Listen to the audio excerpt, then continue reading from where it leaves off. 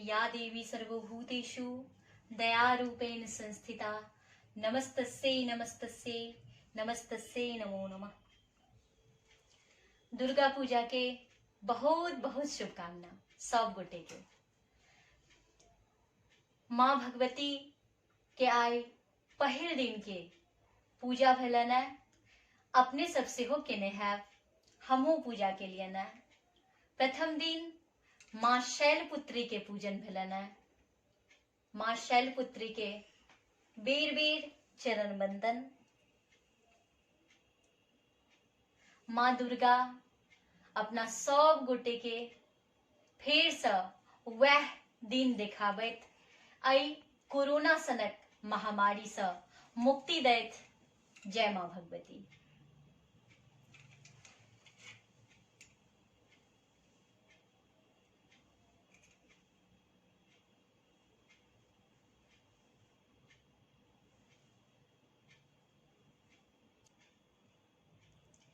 जगदम्ब अहि